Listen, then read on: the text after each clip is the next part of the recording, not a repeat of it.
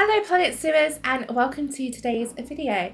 This video is a special video because I am collaborating with my good friend Slogfunk. He's an amazing builder and he also does YouTube. So I'm going to put that YouTube link in the description so you guys can go and check him out and show him some support. I'm working on a wolf enclosure right now for his zoo, which I will put the name right here so that you can see it, because I cannot pronounce it.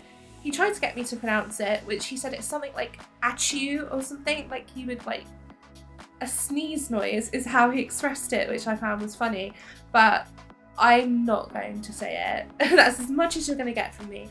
So if anyone knows how to pronounce it and wants to break it up for me in the comments, I appreciate that. Feel free to do so. If not, let's move on.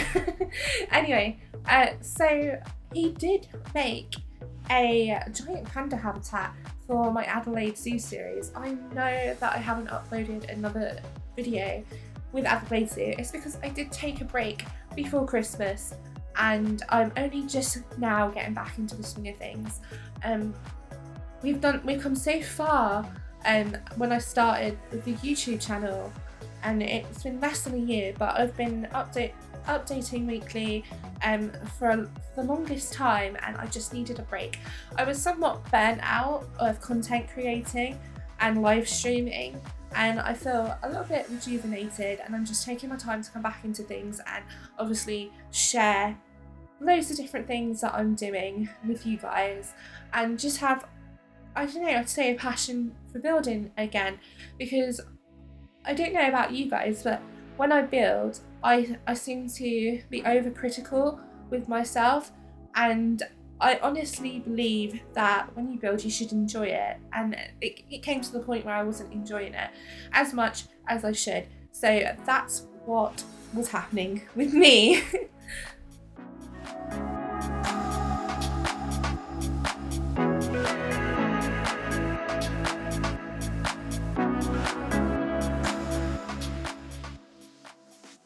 So after scouring the internet, aka Google images, I came across a lot of Timberwolf Habitats that were open and did not have an indoor facility, so they would have outdoor shelters where the animals would climb and go into to either den or just lounge around and relax.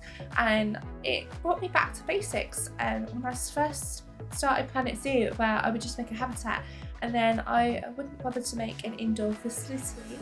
I would just make a shelter and that would be it for the animals.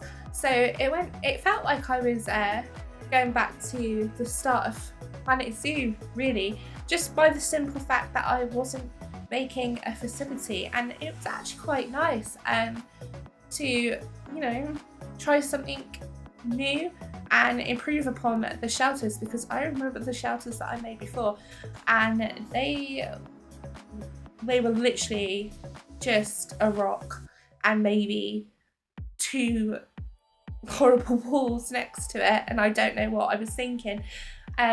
So yeah, there's the improvement that I can see myself doing.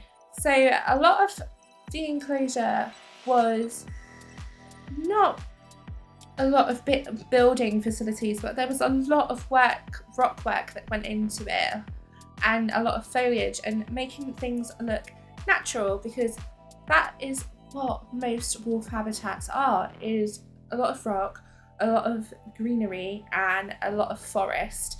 And I didn't want to add too much forest because I wanted the guests to still be able to view the animals, but I also wanted to give them a nice enriched habitat. I can't speak.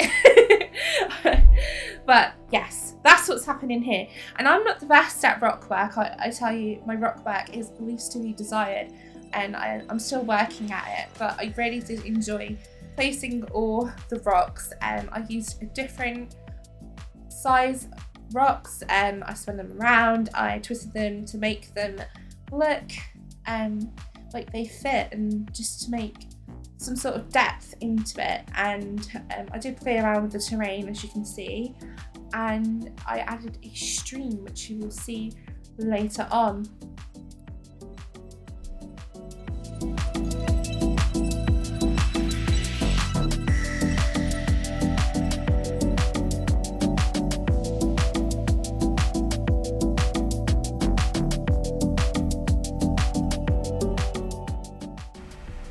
So this is where I decided to add the rock walls to the mesh fence instead of having it straight down mesh from top to bottom.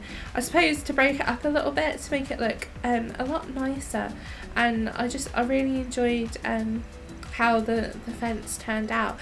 And I just go over here and add more rocks. The aquatic rocks that you can get in the aquatic DLC are amazing. They're my favourite rocks.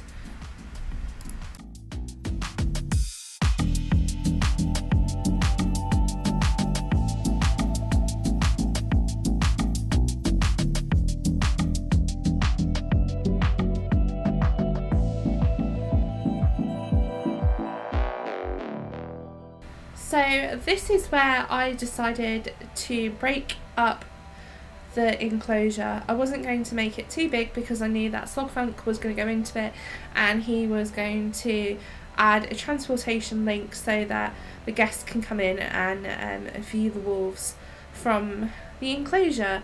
So I kept it small so that he could get the brick blueprint and put it into his zoo. So over here I started to copy and paste the linked rocks that I put together and made it look as natural as I could. I wanted to build up not so high, but just enough to make a natural sort of water feature.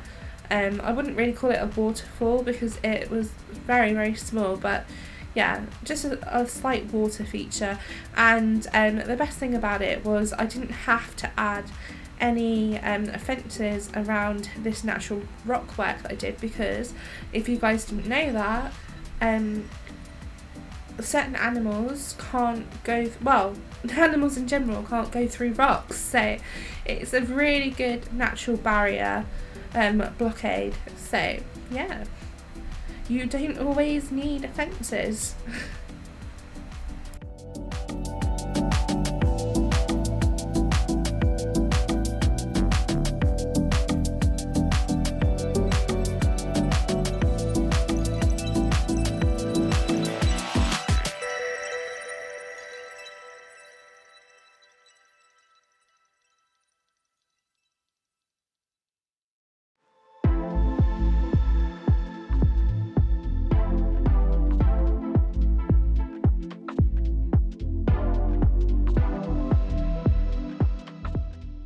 So we're coming up to the finished touches where I add foliage, branches, logs and water features, just to give the habitat more life and give it a realistic feel.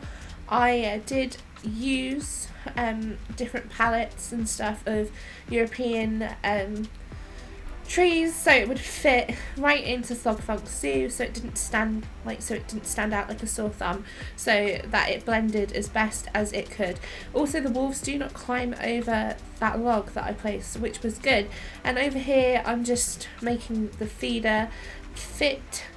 I did add a meat feeder and just some water bowls around the enclosure so that, I don't know, makes it look like it's decorated instead of just placing down certain enrichment items. So yeah, I think a lot of a finished build has to do with how you place your enrichment items and what you do with them, you know?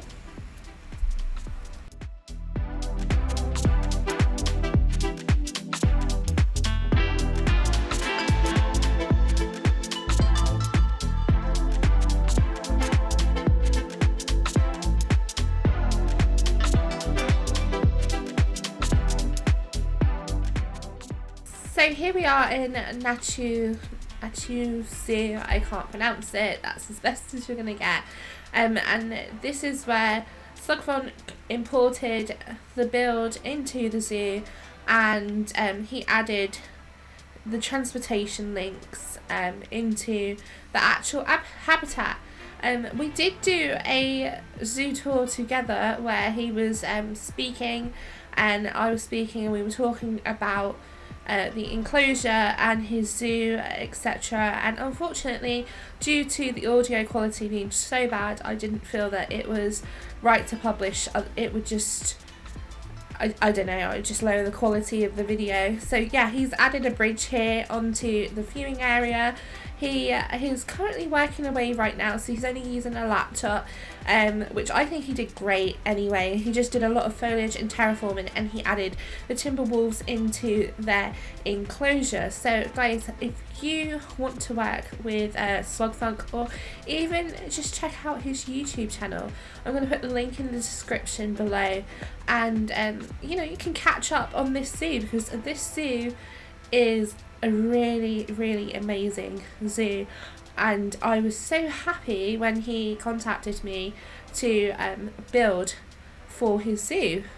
He did also build a giant panda enclosure for my Adelaide series, and that is on his channel also, so you know guys, go check that out. I'll also put a link in the description to that as well, so you're not hunting around for things.